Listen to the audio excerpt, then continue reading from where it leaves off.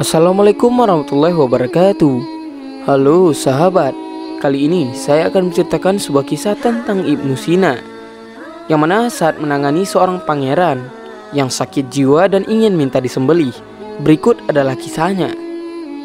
Ibnu Sina adalah seorang ulama zaman pertengahan sekaligus seorang dokter yang sangatlah terkenal, baik di negeri-negeri muslim di Timur Tengah, negeri-negeri di belahan barat dunia seperti Eropa dan Amerika, maupun di belahan timur dunia seperti negeri-negeri di Asia, termasuklah Indonesia. Nama lengkapnya adalah Abu Ali Al-Husain Ibnu Abdil Allah Ibnu Sina. Ia lahir di Bukhara, Uzbekistan pada tahun 980 Masehi. Sekarang daerah tersebut masuk ke dalam wilayah negara Iran dan sudah menghafal Al-Quran di usia 10 tahun. Di dunia barat ia dikenal sebagai nama yang sudah terpengaruh dalam bahasa Latin, yakni Avicenna. Ibnu Sina digelari bapak kedokteran modern. Salah satu teori kesehatan yang sangat terkenal daripada Ibnu Sina adalah bahwa sakit tidak melulu disebabkan oleh lemahnya fisik, tetapi juga bisa disebabkan oleh kondisi kejiwaan yang lemah. Teori ini dikemukakannya ketika menangani seorang pasien yang sakit secara fisik, tetapi bukan disebabkan karena gangguan fisik, melainkan kejiwaannya yang sedang melemah. Jadi Ibnu Sina ini tidak saja seorang dokter, tetapi juga seorang psikolog yang sangat mengerti persoalan-persoalan perilaku seseorang sebagai cerminan daripada kejiwaannya. Pada suatu hari Ibnu Sina dipanggil oleh seorang pejabat tinggi sehubungan adanya seorang pangeran yang sedang terganggu jiwanya. Gangguan itu adalah melankoli dan halusinasi, dan kemudian berkembang menjadi delusi. Delusi adalah jenis gangguan mental di mana penderitanya tidak dapat membedakan kenyataan dan imajinasi, sehingga ia meyakini dan bersikap sesuai dengan hal yang ia pikirkan. Akibat delusi sang pangeran merasa dan berpikir bahwa dirinya adalah seekor sapi. Ia tidak lagi mau makan makanan sebagaimana biasa dimakan manusia. Ia juga tidak mau minum minuman sebagaimana yang biasa diminum oleh manusia. Keadaan ini membuat gelisah sang pejabat tinggi, dan kemudian ia memerintahkan pejabat di bawahnya untuk meminta izin kepada sang raja mendatangkan Ibnu Sina untuk mendiagnosis dan mengobati penyakitnya.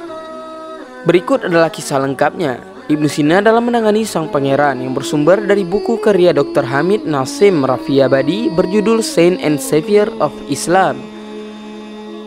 Ia adalah Pangeran Buihid. Ia mengalami gangguan kejiwaan yang disebut delusi.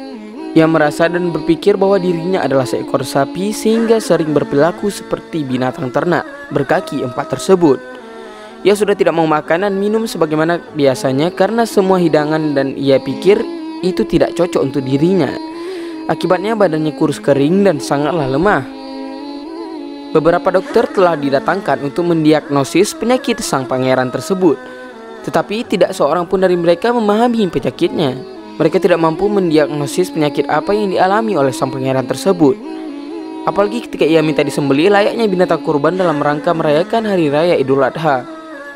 Para dokter satu persatu mengundurkan diri. Dalam keadaan seperti itu, seorang pejabat tinggi bernama Alaudullah sangat mencemaskan keadaan sang pangeran.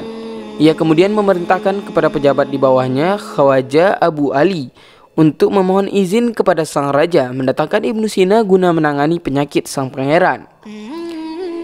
Ibnu Sina menyanggupi permintaan itu dengan catatan tidak boleh ada seorang pun yang ikut campur tangan terhadap cara sang dokter sekaligus ulama hafiz Quran itu dalam memberikan psikoterapi terhadap sang pangeran. Kesanggupan itu sangat penting sebab pada saat itu belum banyak orang yang paham bagaimana sebuah psikoterapi diterapkan.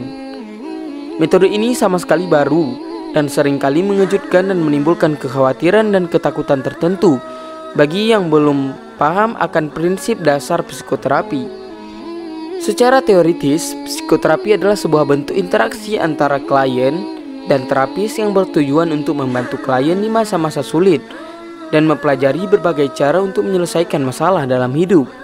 Terapi ini bersifat terbuka, yang berarti baik klien maupun terapis akan sama-sama mencari jalan keluar yang terbaik. Klien tidak akan mendapat paksaan, suruhan, atau tuntutan apapun dari terapis yang dirasa tidak sesuai. Biasanya, terapis hanya akan mendampingi serta memberikan bimbingan dan anjuran kepada klien dalam menjalani hidup sehari-hari yang penuh tantangan. Ketika Ibnu Sina datang dan bertemu dengan sang pangeran, ia mengatakan kepada sang pangeran bahwa ia akan segera disembelih dan sang jagal pun telah tiba. Mendengar kabar itu, sang pangeran sangat kegirangan karena selama ini memang itu hal yang ia tunggu-tunggu. Ibnu Sina kemudian memerintahkan kedua temannya untuk mengikat kedua lengan sang pangeran secara ketat dengan seikat tali yang kuat. Tak lama setelah itu Ibnu Sina datang ke tempat itu sambil mengacungkan sebuah pisau. Sebelum bermaksud menyembelih sang pangeran, Ibnu Sina mengasap pisau itu dengan batu sehingga tampak sangat tajam. Ibnu Sina berpenampilan bak seorang jagal yang sangat kejam dan tak kenal ampun. Tak lama kemudian, sang pangeran membaringkan diri dan Ibnu Sina mengangkangi dada sang pangeran seolah-olah ia benar-benar akan menyembelihnya. Tetapi setelah menyentuh lengan dan beberapa bagian dari tubuh sang pangeran, Ibnu Sina kemudian mengatakan, sapinya sangat lemah dan mudah remuk. Tidak ada gunanya menyembelih binatang yang sedemikian lemah. Ibnu Sina lalu menyarankan agar sapi makan terlebih dahulu hingga kenyang baru kemudian dapat disembelih.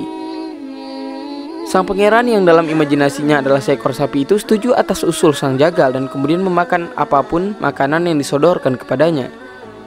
Makanan itu pun telah dicampuri obat yang tepat dengan dosis yang pas oleh Ibnu Sina. Sang pangeran pun perlahan membaik keadaannya dan akhirnya sembuh baik secara jasmani maupun rohani.